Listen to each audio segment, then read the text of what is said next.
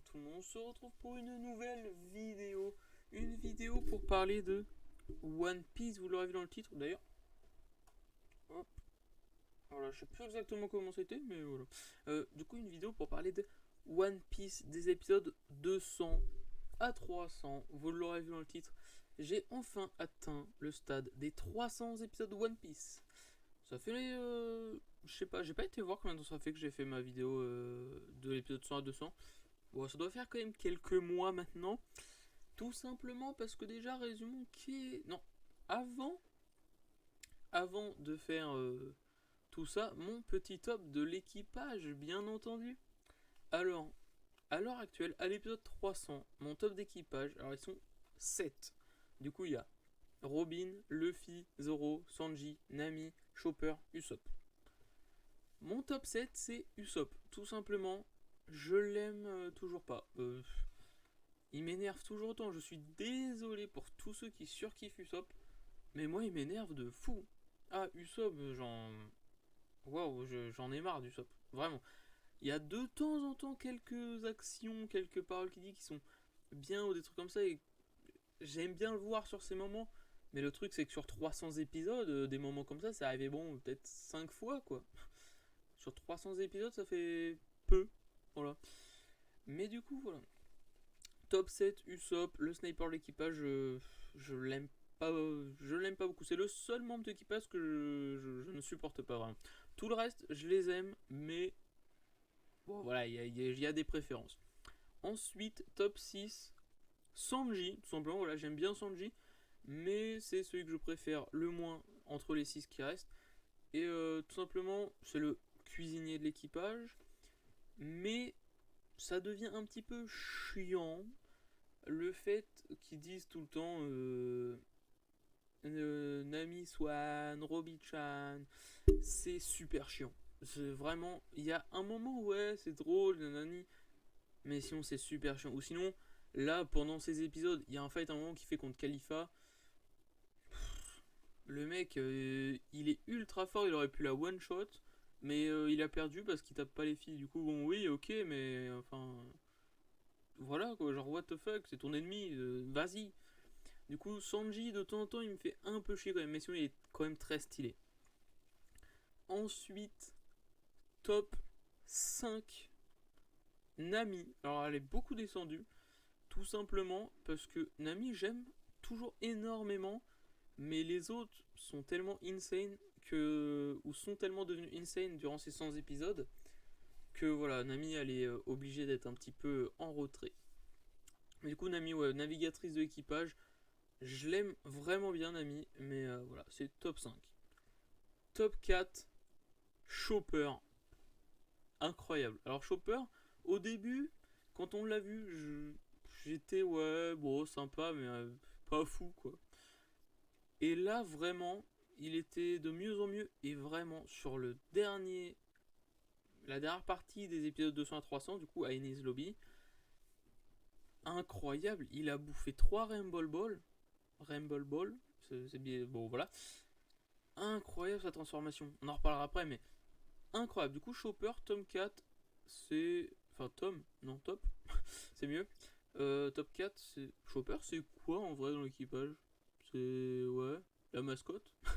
Je sais pas vraiment, est-ce qu'il a vraiment une utilité, Chopper, à l'équipage? Non, je crois pas qu'il a de titre. Mais bon. Ensuite, top 3, Roronoa Zoro. Alors, si je dis pas de bêtises, c'était mon top 1 il y a 100 épisodes.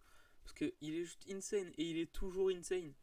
Mais les deux autres sont beaucoup mieux. Voilà. Donc vous savez qui reste, mais les deux autres sont beaucoup mieux. Roronoa Zoro, la fine lame, le sabreur de l'équipage, celui qui veut être le roi du monde du sabre, qui veut être le meilleur sabreur du monde. Incroyable Zoro. Bon, encore une fois, un peu à la Sanji, mais un peu moins. Quand il se perd, genre des fois, il se perd tellement n'importe comment et tellement genre c'est même t'as pas son rotation, tu fais pas ce qu'il fait quoi. Genre du coup, des fois c'est un peu en mode de ah ouais, bon. Mais après c'est très rare. Et du coup j'adore quand même Zoro quand il fight, c'est incroyable. Et voilà. Ensuite, Luffy en top 2. il est incroyable. Bah, comme tous les autres, j'arrête pas de dire qu'ils sont tous incroyables, mais en même temps, ils sont tous incroyables. À part Usopp, je les aime tous très très fort. Mais du coup, Luffy, il est fou. Et en plus, pendant du coup, Enies Lobby, on voit un petit peu ses nouvelles techniques. Waouh! Incroyable. Les fights qui nous sortent, c'est. J'adore Luffy. Et ça, beau être un personnage énervant, dans le sens genre il fonce tout le temps tête baissée, il fait un peu le débile, il fait un peu voilà. Mais ça me dérange pas, bizarrement. Alors que franchement, c'est le type de personnage que j'aurais détesté, mais là, Luffy, je sais pas, ça me dérange pas. Mais par contre, Luffy, je surkiffe. C'est quand tu touches un membre de l'équipage, il devient mais sérieux, mais à un point. Et quand il est dans ces moments-là, il est incroyable. Je le surkiffe. C'est. Voilà, il rivalise énormément avec le top 1 quand il est sous sa forme vraiment sérieux. Parce qu'il est super stylé. Voilà, et ensuite, top 1, bien sûr, je ne l'ai pas dit. Nico Robin. Insane. Vraiment, Nico Robin. Elle est incroyable. Je ne sais plus, elle était top combien dans la dernière vidéo. Mais Robin, c'est une pépite.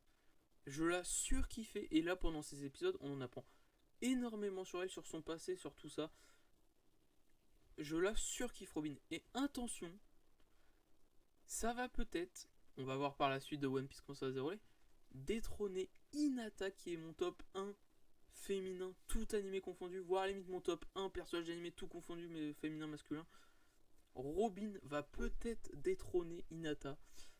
À voir comment ça évolue, mais pour le moment, Robin, je la surkiffe, vraiment. Du coup, top 1, Robin. Du coup, Usopp 7ème, Sanji 6ème, Nami 5ème, Chopper 4ème, Zoro 3ème, Luffy 2ème et Robin premier. Première, bien entendu. Voilà pour mon petit top de l'équipage. D'ailleurs, pendant ces épisodes, on a rencontré Franky. Je sais qu'il va arriver dans l'équipage, mais pour le moment, il l'est pas vraiment. Du coup, c'est pour ça que je le mets pas dans le top. Mais dans l'analyse des 300 à 400, il sera sûrement dans l'équipage, du coup, dans mon top. Voilà. Mais du coup, en tout cas, qu'est-ce qui s'est passé? Alors, déjà, on va zapper pas mal d'épisodes, dans le sens où que de épisode 200 à 205, 206, c'est la fin du petit moment où ils sont à Navarone, la petite base de la marine. Après être parti Skypedia, franchement, c'était un petit entre-deux, quoi, deux arcs. Je vais pas trouver ça insane. Voilà, on va zapper. Il n'y a pas forcément de trucs incroyables là-dessus. Ensuite, il y a eu 20 épisodes environ sur le Davy Black Fight, je crois que ça s'appelle comme ça, avec Foxy, le renard argenté. Pareil, franchement, ça, j'ai mis un temps fou à me le regarder parce que, en vrai, c'était bien. 5 épisodes, 20, ça faisait beaucoup pour ça. Ça m'a saoulé de fou. Après, on a eu 2-3 épisodes.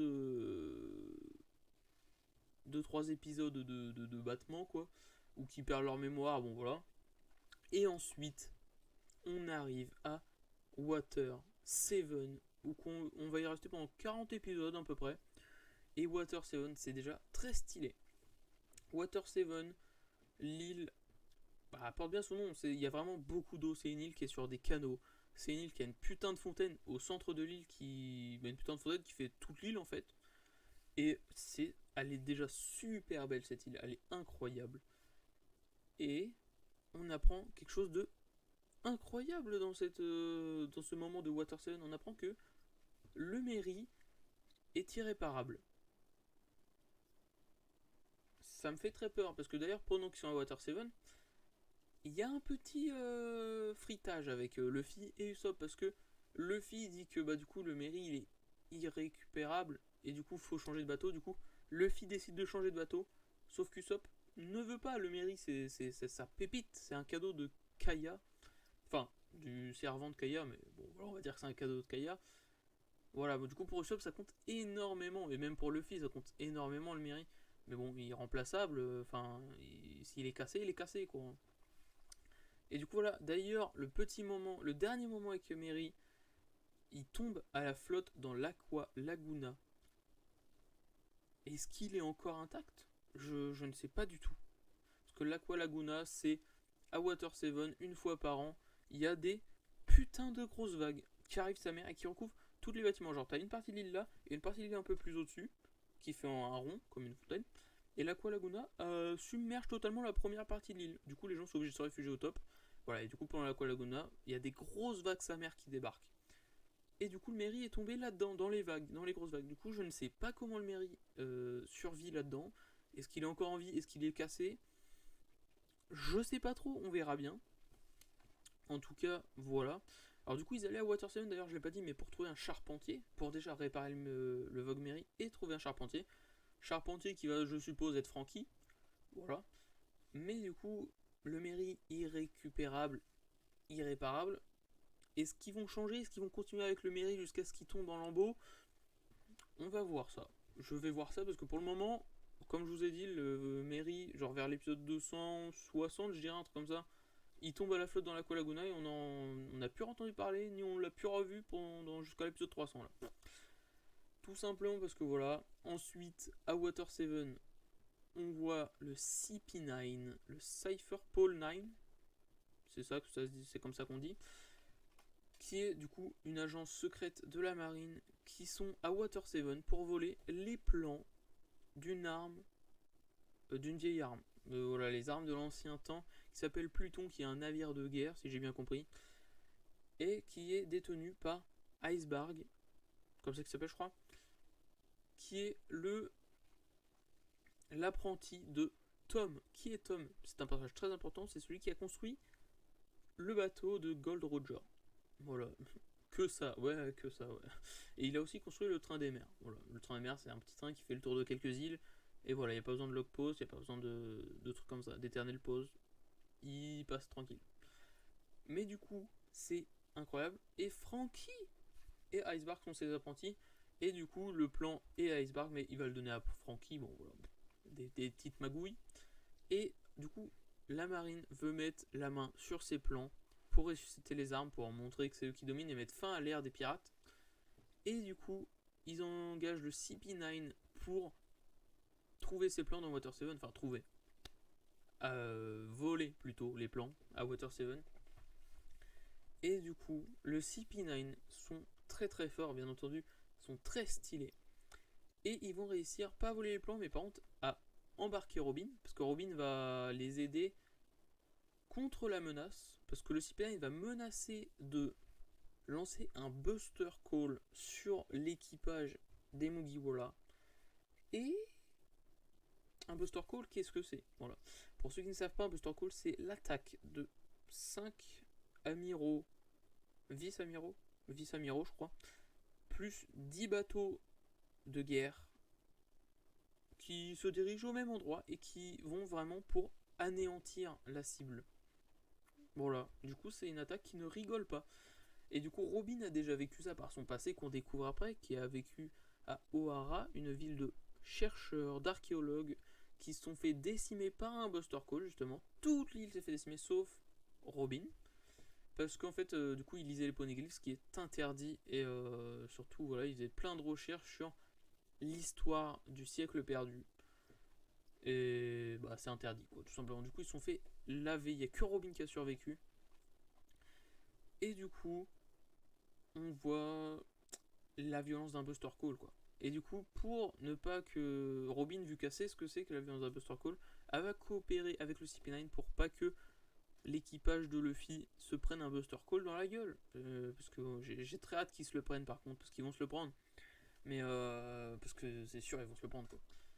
Ensuite, après ça, Frankie et Robin se font emmener par le CP9 à Ennis Lobby, parce que du coup, ils n'ont pas réussi à mettre la main sur les plans, mais ils savent que c'est Frankie qui a les plans. Et Robin peut lire les poneglyphs et ressusciter les armes antiques. Du coup, il les emmène à Ennis Lobby. Et à Ennis Lobby, c'est là que commencent les vrais trucs. Vraiment. Déjà que Waterstone était incroyable. Ennis Lobby, c'est dingue. C'est une base de la marine. Super surveillée. Où il y a la porte de la justice. Si tu la franchis, tu ne revois plus jamais le jour. C'est simple. Voilà. Tu ne revois plus jamais le jour si tu la franchis. Et du coup, ils emmènent Frankie et Robin là-bas. Pour que Frankie va aller en prison, je crois. Enfin, du moins, maintenant, il va plus y aller parce qu'il est libéré. Mais... Et Robin va passer la porte de la justice si on ne la sauve pas. Et du coup, bien entendu, Luffy, en sachant que Robin...